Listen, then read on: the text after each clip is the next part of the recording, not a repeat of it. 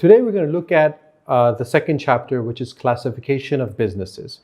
Now, one of the major things that you guys really need to understand is the fact that the first chapter gives you the foundation upon which you start building your concepts. So basically, when your fundamentals are weak, then you're going to have a lot of problems moving forward. So if you have any question in regards to the first chapter, you can always go over the video to understand it. If you still don't understand, you can always comment in the section below and I will try to help you one-to-one to make you understand the foundations. The second chapter is the classification of businesses. Now, basically in this chapter, we're going to look at the differences between the primary, the secondary and tertiary sectors. And I will explain to you exactly what each one of them is. And these are basically questions which are targeted in paper 1. And you tend to have these questions also combined with case studies in question 2. So it's very important to have a good understanding of what the primary, secondary, and tertiary sector is. The second thing we're going to look at is the importance of business activities which vary between countries. And the third thing that this chapter covers is the difference between public sector and private sector businesses in a mixed economy. Obviously, the main three concepts is the public sector, which I'll explain to you, the private sector, and what is a mixed economy. So let's start with the first point that is being covered in this chapter, is primary, secondary, and tertiary sectors. Now, basically, the primary sector is looking at the areas where you have raw materials, right? And obviously, a good example of this is going to be oil, forests, natural gases, iron, coal. These are materials which is given by nature, which is given by God, which is naturally available on earth.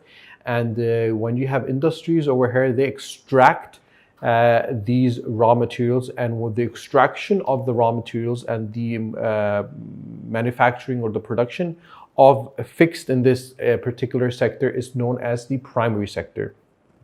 A lot of countries in the Middle East, especially like Dubai, used to be heavily based on the primary sector, on the oil sector, and they have diversified and they've moved their reliance from primary sector to the tertiary sector, which I'll explain to you in a minute. Saudi Arabia right now currently is diversifying and moving away from the primary sector, moving away but on the reliance on oil, which is in the primary sector, and they are trying to diversify their economy so it's based on different sectors, so they have a much more balanced economy. Countries such as UK, countries such as the European like Sweden, Switzerland, Singapore, these countries are based on the tertiary sector. Tertiary sectors are sectors in which you are focused on the services, which is a service providing sector. And this includes like banking, insurance, finance, these kind of industries where you provide services, where your economy earns from services, from investments. And in between these is something known as a secondary sector. The secondary sector is what we used to recall as the industrial age. And obviously, this is a movement which a lot of the European countries and a lot of developed countries have gone through, especially in the 1960s, 1970s, 1980s, in which their economies were heavily based on the secondary sector, where they used to take the raw materials and process the raw materials, such as taking the coal, processing the coal, bringing the oil, refining the oil. We're talking about steel, making steel bars, steel infrastructures. So this is where they were primarily based on the secondary, and this is where the developing countries tend to be focused on the primary and the secondary.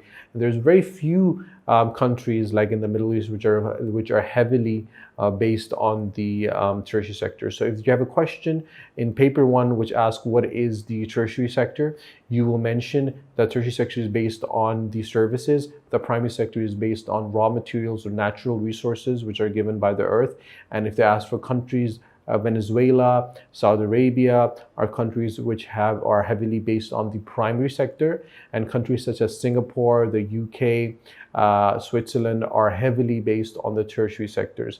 Right now, China is a big question mark where it comes, because China is so diversified that they have reliance on the tertiary sector. Also, they have a massive influence in the secondary sector, and also they are in the primary sector. So their economy is extremely diversified. I think we'll talk about that in further when we talk about private and public sectors and mixed economies. So this is something I hope you guys have understood, and an example which they've given over here in the book is basically you can see a person that is cutting down a tree, a forest which is naturally available, which is given by nature, given by God. This is the primary sector. He's cutting down, and then he sells that to the secondary sector where they're manufacturing furniture. They're using a skilled labor to actually put together a bench, make a table, and then they are giving it to the tertiary sector where they're selling it in retail. So basically the tertiary sector has nothing to do with actually making of the furniture. They don't have anything to do with cutting down of the trees.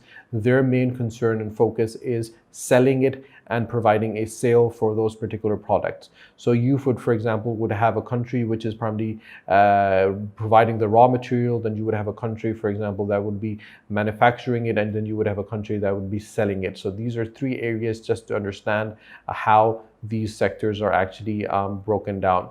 So obviously, I've explained to you the stage one is primary stage of production. This involves the earth and natural resources and farming, fishing, forestry, extraction of natural minerals such as oil or copper. The second stage is the production stage, which is involved with the material and resources, which converts them into a manufactured processed goods, and the tertiary sector, which we have highlighted. And this is a very good sort of an example which they've given. And to understand what the primary sector has the natural resources, the secondary sector is like baking, aircraft, building, constructions, computers, sort of thing. Tertiary sector, insurance, catering, travel agents, hotels, hairdressing, transport, banking. So it gives you a good understanding of what you mean when you look at it. So there's different businesses, and a business is obviously based in one of these sectors. There can be a business that works in all three sectors. There can be a business that specializes in one of them. And there are obviously a country's economy is also based on the same principle.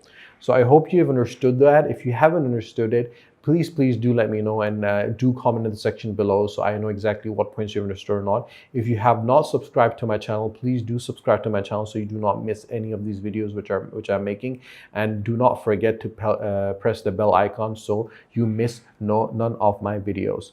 So moving forward, this is an activity. Obviously you can do that on your own. Relative importance of economic sectors. Now, I want to highlight something which obviously is very important over here. There are basically three sort of economies that exist in the world, and which you really need to understand. And I think they have not in the book given you that information, but I feel that anyone that's studying business studies or thinks about going ahead in the future and doing that in their undergrad, they need to understand the principles of each of the economies. So it's a good thing to have, and especially in paper 2, showing the examiner that you have more information that you've read around the topic actually earns you a lot of cookie points. So it's always good to actually have a vast knowledge of that particular topic. So when you're talking about economies, world economies, countries' economies are three types of economies. There are command economies, there are laissez-faire economies, and there are mixed economies. Now, command economy is where the government tends to control every single thing. They control the business activities. Laissez-faire or or free market economy is called in English. That's laissez-faire is a French terminology they tend to use, is a free market economy where the country's government doesn't have any interference in the market principle, where the market activity is actually determined by the businesses themselves. So there's no control of the government. A mixed economy is where you have two sectors, a public sector and a private sector, where the private sector is basically like a free market economy, where you have businesses which are competing against one another and the price of things is determined by the business themselves. Then you have the public sector or public owned companies. These are companies that are controlled and owned by the government. And the main purpose of that is that these are the needs which we spoke about in chapter 1. So basically the government ensures that the basic necessities for human beings, for its citizens, such as security, water, food, shelter. These things are being provided at a very reasonable cost, so all its citizens can get their basic needs. And all the wants, and sometimes, you know, you have governments also involving themselves, but general thumb rule, but the wants are controlled in the private sector, where the private sector determines what the requirement of society is, and then they have this business sort of competition, and that determines the price of things. And obviously, again, the countries which that have command economies is completely controlled by the government. Right now, I feel that in this moment in time, the time that we're living in, we do not have any sort of country that is completely command or completely free market. So we have an economy that is actually a mixed economy. That's a combination of both of them. And that is sort of, you know, how the world right now is working. So in the exam, if they asked you, can you mention the three sort of economies that exist? This is what you're going to mention. And you're going to expand on the mixed economies, mentioning the private sector and the public sector. So I hope I've cleared that bit out over here for you. And that is basically looking at this area over here, where we spoke about the change in the sector's importance. I think I will stop over here.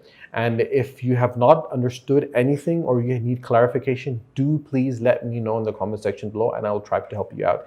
In our next video, hopefully we will look at changes in the sectors of importance. We're looking at deindustrialization.